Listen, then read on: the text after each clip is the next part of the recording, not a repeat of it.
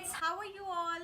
Wish you very happy Janmashtami. आप सभी को और आपके पेरेंट्स को जन्माष्टमी की हार्दिक शुभकामनाएं।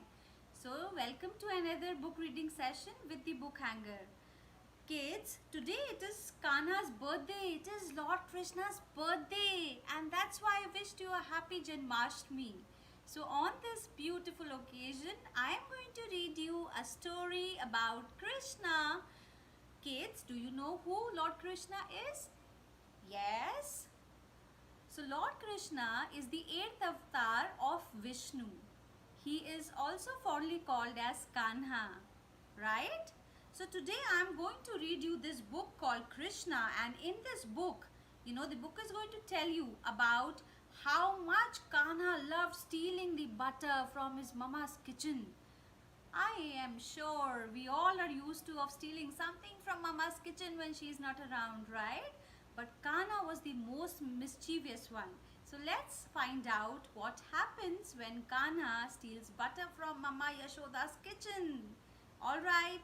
So kids, as promised, we are beginning the book reading session about the story on Krishna. What am I holding in my hand? This is a peacock feather and it is loved by Krishna. He also wears it in his crown. See, he wears it in his hair. Alright, so let's read. Krishna. Krishna loved eating his mother Yashoda's handmade butter. He would always look for ways and means of getting more of the delicious butter. Delicious. What is delicious? Delicious is tasty. One day, Krishna wanted to eat some butter. Want me to put the finger and show you where I'm reading? One day, Krishna wanted to eat some butter. He, along with his friends, slowly made their way to the kitchen. As they peeped from behind the door, they saw that Mother Yashoda had hung the pot of butter from the ceiling so that Krishna could not lay his hands on it. "What shall we do?" asked one of his friends. "None of us is tall enough to take the pot down from there." Here he is. Krishna started to gently stroke his chin and then cried out, "Don't give up hope just yet. I have an idea." Pushing his friends into the kitchen, Krishna started arranging them in a circle. He then made a few more friends stand on the shoulders of the boys standing below.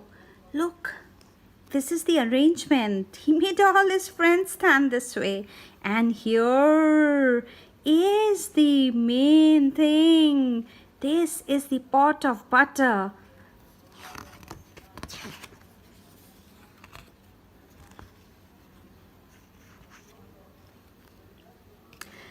As soon as his friends had taken their positions, Krishna then ran up their backs and quickly reached the top of the human pyramid. You know what's a pyramid? It's a triangular shaped structure. So that's what Krishna made his friends stand in a human pyramid. "We have done it!" cried Krishna. See? They've made a human pyramid here. "We have done it!" cried happy Krishna as he removed the lid of the pot and started scooping out the butter. Suddenly, Mother Yashoda entered the kitchen and saw what was going on. "What are you children doing? Are you stealing my butter again?" That's the mother. Krishna's friends were so scared to see Mother Yashoda that they forgot all about Krishna at the top and ran from there to avoid a beating. Crash! Down came Krishna, along with his pot of butter. As the earthen jar shattered on hitting the ground, Krishna was all covered in butter. Oh, just look at him. Isn't he cute?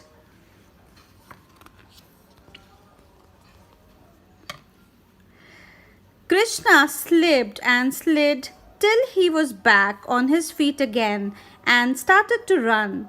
Mother Yashoda quickly caught hold of him.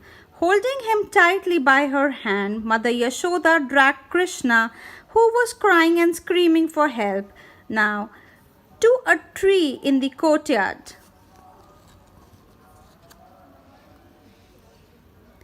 I have had enough with you, Krishna. You are becoming very naughty these days. You have to be taught a lesson, she yelled at him in rage.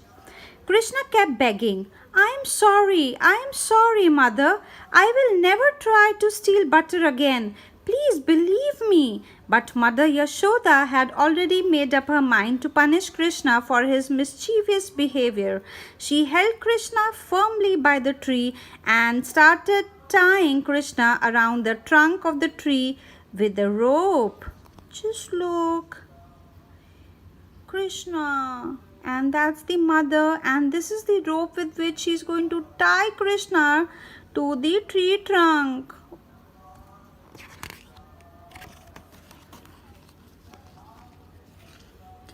As Mother Yashoda pulled the rope around the tree, she was stunned to find that it was too short. How can that be? This rope is usually long enough to tie a cow to the tree. How did it become so short now? Mother Yashoda asked herself.